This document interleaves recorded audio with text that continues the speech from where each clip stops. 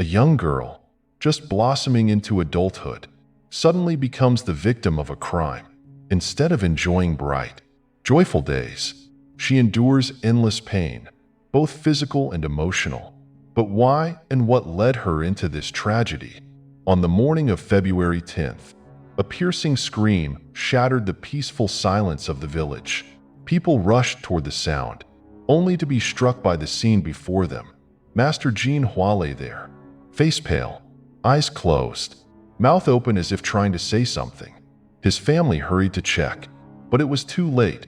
Jin Hua's body was cold, devoid of life. What could have led someone as powerful, wealthy, and successful as Jin Hua to such an end? Could there be hidden secrets lurking beneath? Stay with us until the end of the video as we delve into this mysterious case. The journey from factory worker to famous spiritual master. Jin Hua was born into a modest rural family. From a young age, he seemed different, often playing alone, engaging in strange games, and even displaying unsettling behavior at school. No one wanted to befriend him. At the age of 20, an unforgivable incident occurred. Jin Hua was caught attempting to harm his sick sister. Furious, his parents decided to send him away to work, hoping to shield the family from disgrace. Years passed, and by 40, Jin Hua was working as a laborer in a metal workshop and had married. Although life seemed stable, he still felt unfulfilled. Convinced he could connect with the spiritual realm, he set up a shrine to practice fortune-telling. He frequently performed rituals, believing he could rid the community of superstition and disease. His reputation grew, attracting those seeking fortune and health. After his health worsened, Jin Hua left his driving job to fully embrace his role as a spiritual healer. In 1986, when he moved to Beilu District, his presence drew immediate attention. Many respected his powers, believing in the effectiveness of his chants. Jin Hua would often say, "I practice the dark arts, but I never harm others. My magic is only to counter evil forces."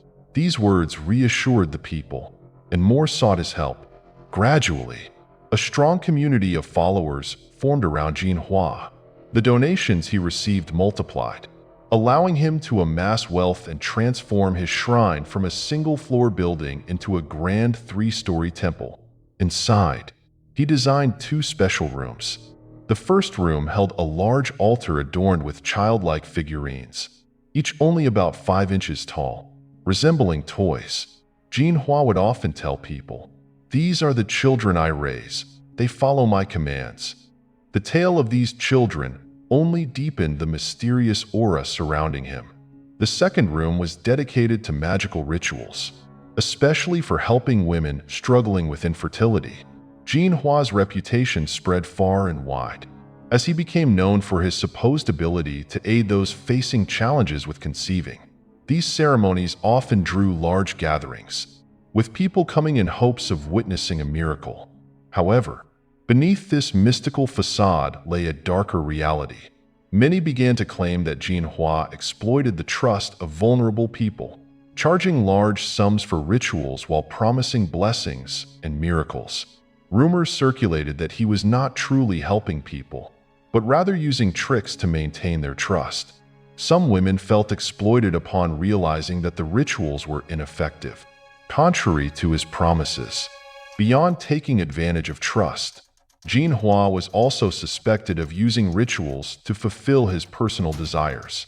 Over 20 individuals alleged that he had engaged in inappropriate behavior, with some even claiming he assaulted them. Yet, his fame was so significant that these accusations were quickly suppressed. Since Jin Hua had established his temple in the area of Beilu Garden, the surrounding residents felt uneasy.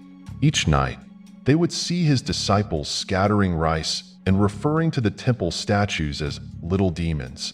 The constant flow of people in and out of the temple cast a shadow over the community, to the point where local parents forbade their children from going outside at night and took detours to avoid the temple. The local neighborhood association once sent a petition to the city council requesting the temple's removal.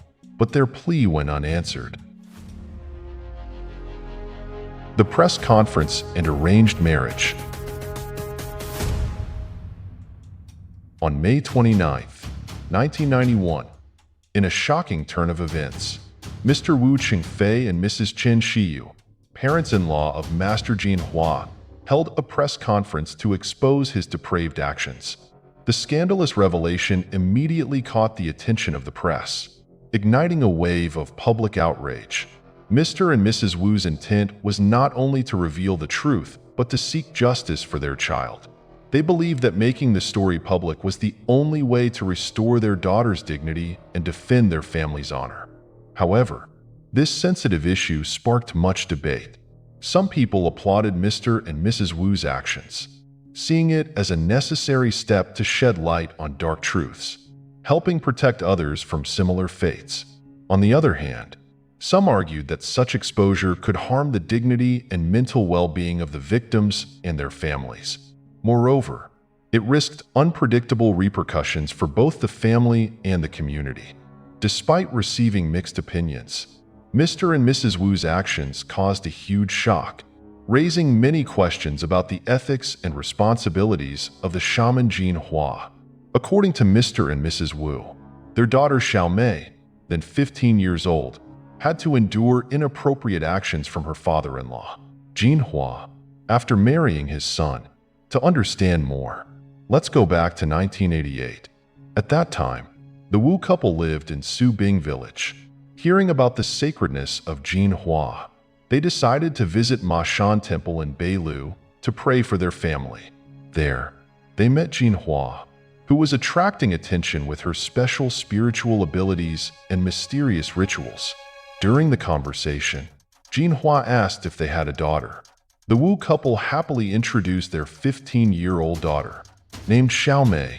Jin Hua's excited eyes when hearing the name Xiaomei made the Wu couple feel interested. Immediately, Jin Hua suggested that they take Xiaomei to the temple to introduce her to their son. When Xiaomei and Jin Hua's son first met, the atmosphere was full of intimacy and joy. In just a short time, the young couple found common ground, often meeting, chatting, and participating in activities at the temple together. Both families were pleased with this connection. After about 2 months of dating, Wu and his wife decided to hold a wedding for Xiaomei and Jin Hua's son. The wedding took place in a joyful, cozy atmosphere, with the presence of both families and close friends. Joy and blessings filled the air, marking a major turning point in Xiaomei's life. She became the daughter-in-law of the Kim family, and Mr. and Mrs. Wu were assured that their daughter was living happily.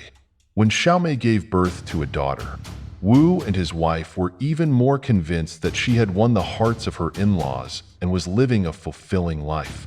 But what they could not have expected was that behind that curtain of happiness were unimaginable things.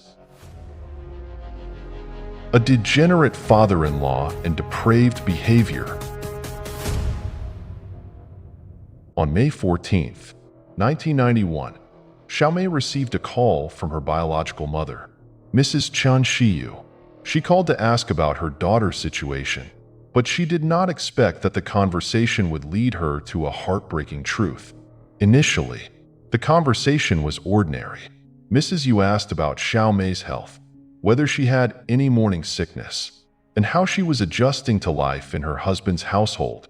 Xiaomei reassured her that she was well and wanted for nothing, even emphasizing how much her father-in-law, Jin Hua, doted on her. Hearing her mention her father-in-law's affection, Mrs. Yu felt something was amiss. She began to probe deeper, and though Xiaomei hesitated briefly, she continued to insist that everything was fine. However, under her mother's patient urging, Xiaomei began to falter, eventually revealing a secret that nearly made Mrs. Yu collapse. The child Xiaomei was carrying was not her husband's, it was her father-in-law's. Mrs. Yu was overwhelmed, a wave of shock crashing over her. It took her a moment to regain her composure before she could ask her daughter to explain what had happened. Seeing the seriousness in her mother's eyes, Xiaomei seemed to grasp the gravity of the situation and began recounting the days she spent in what was once thought to be a peaceful, happy home. Xiaomei started her story from the beginning, from when she became the Kim family's daughter-in-law. Shortly after their wedding, her husband, a Guang, was sent to work in Singapore at his father's arrangement, leaving Xiaomei behind at the temple to assist her father-in-law. During those 3 years, she lacked nothing materially and was treated with special favor by Jin Hua, who took her on trips to places like Thailand, Taiwan, and Singapore. During one of these trips, he even took her to get 6 tattoos on her body, claiming they would protect her from evil spirits and misfortune. One day, Jin Hua called her into a private room at the temple, instructing her to bring ritual items. He told her she was possessed by a spirit and needed a ritual to exorcise it. At that moment, Xiaomei noticed a change in his expression. It was no longer strict and respectful, but heavy and unsettling. She felt a surge of dread as the atmosphere in the room grew tense. She started to panic, but reminded herself to trust him. He told her to close her eyes and began chanting strange incantations.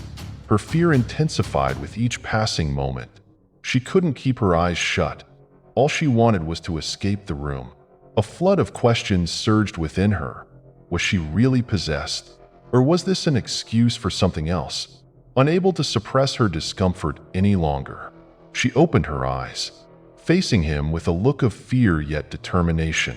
But despite her efforts to protect herself, Xiaomei was powerless against Jin Hua's authority and pressure.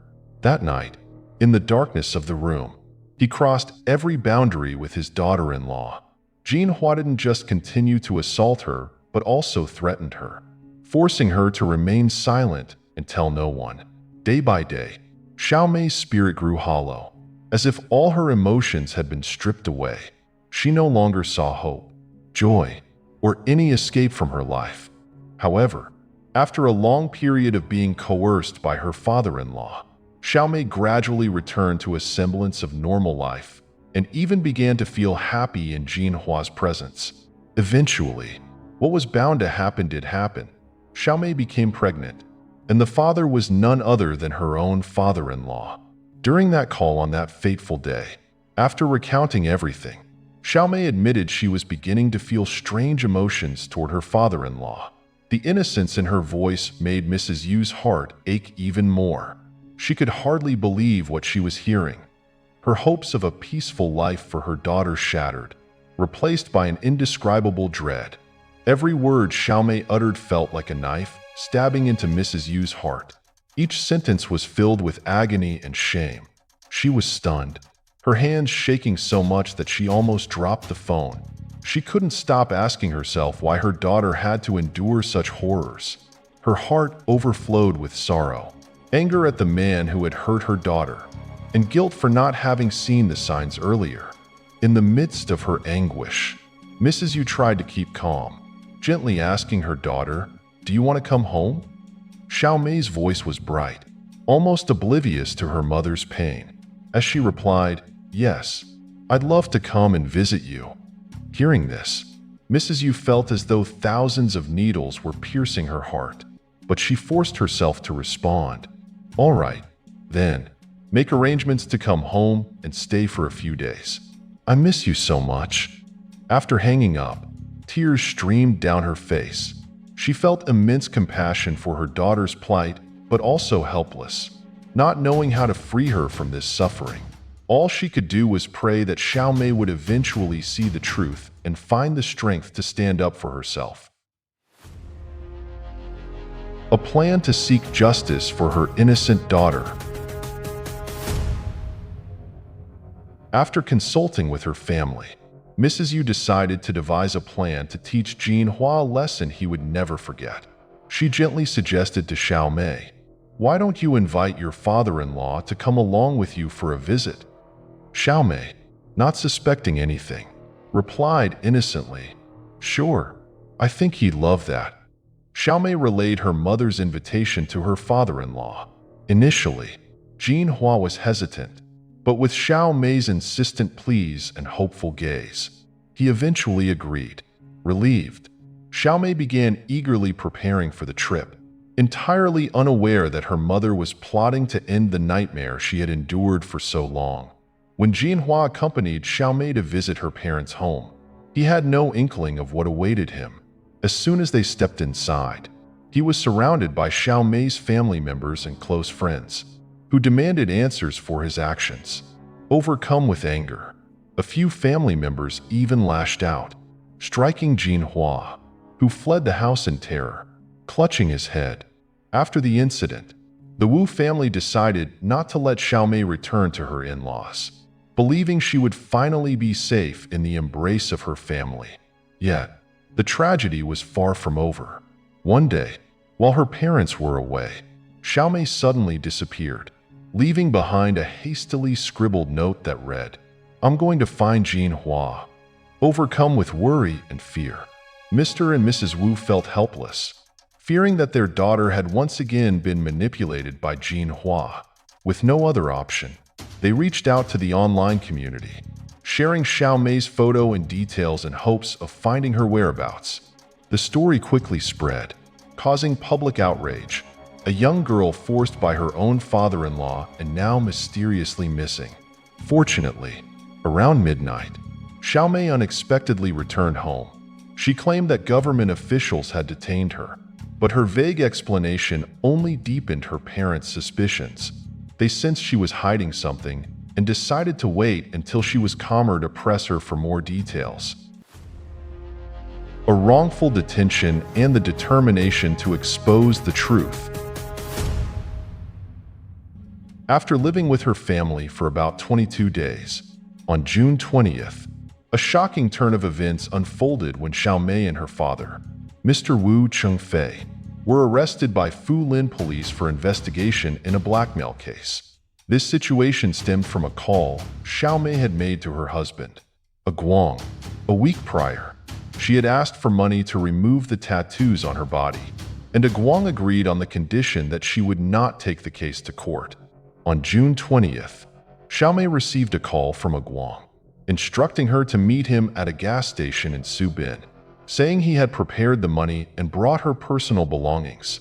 Although she sensed something was amiss, Xiaomei agreed to the meeting, hoping to resolve matters. She asked her father, Mr. Wu Chengfei, to drive her to the rendezvous point. Upon arrival, Xiaomei saw a Guang sitting in the car with a strange woman, which immediately made her suspicious. Mr. Wu, sensing the tension, decided to step back to avoid adding any pressure. Suddenly, as a Guang exited the vehicle, a group of large men rushed forward, apprehending Xiaomei and her father without giving them a chance to react. The chaos unfolded so quickly and violently that Xiaomei could hardly process what was happening. Taken to the police station, she was filled with dread, fearing the worst. After 21 days in detention, Mr. Wu and Xiaomei were finally released. Upon returning home, Mr. Wu was filled with frustration and concern for his daughter. The injustice and hardship they endured left him feeling as though he was standing on the brink of despair. During his days in prison, he had a lot of time to think about Xiaomei's future and what they had faced. Anger boiled up every time he recalled what had happened, every detail like a deep cut in his mind. Determined to protect his daughter, Mr. Wu did not want this incident to be forgotten. He declared that he would seek out the online community to expose the truth, clarify everything, and protect his daughter's honor. "I will not let these people get away with it," he firmly asserted, his fiery eyes showing his unwavering determination. Xiaomei stood beside him, feeling the warmth and strength from her father. His words and determined eyes were like a fire that lit up her faith. However, she also felt anxiety about what might happen in the future. After 2 days of being released from the police station, Xiaomei reported to Fulin police station that she had been married since she was 15 years old. She was then raped by her father-in-law to the point of becoming pregnant and giving birth to a baby girl. On June 24th, the police officially arrested Jin Hua, 49, to assist in the investigation and collect blood samples from Xiaomei, her daughter, and Jin Hua to verify their blood relationship. The extortion and sexual abuse case between Jin Hua's family and Wu's family became too complicated. So Fulin police decided to investigate both cases at the same time. During Jin Hua's detention, a more shocking detail emerged. After the abuse was exposed, Jin Hua left the temple and took her entire family, including her wife, 3 sons, and her granddaughter, Xiaomei's daughter, back to her hometown, which caused much speculation. It is believed that the whole family was brought back to avoid legal responsibility. A special reporter went to the Holy State Religious Bureau to investigate and confirmed that Xiaomei's daughter had been incorporated into the Jin Hua family's religion with Aguang's consent. This meant that the child's custody belonged to Aguang, making it difficult for Xiaomei to regain custody of her child. In order to clarify the blood relationship and find the truth about the incest accusation, the police conducted a DNA test. However, due to the limited DNA testing technology in the 90s, blood samples of the people involved were sent to Singapore for testing. After Jin Hua was detained for 7 days, on July 1st, the police brought him to court and requested an extension of detention for another 7 days to wait for the DNA test report and the decision on the rape prosecution. By July 8th, when the extended detention order expired, the police had not yet received the test report and had to apply for another extension. But because the criminal procedure only allowed the detention of suspects for a maximum of 14 days, the police were forced to allow Jin Hua to be released on bail of 10,000 yuan.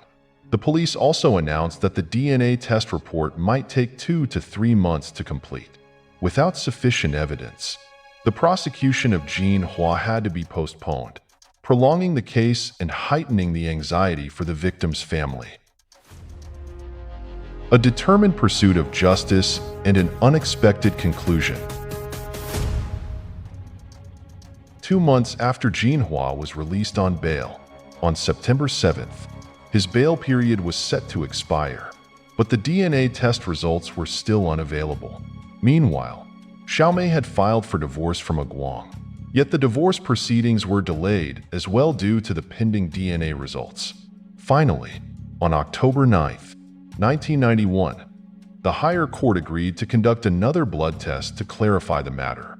1 month later, on November 8th, Xiaomei, Aguang, Jin Hua, and Xiaomei's daughter all gathered at a hospital in Fulin to provide blood samples in the presence of lawyers, hospital representatives, and a forensic expert from Singapore.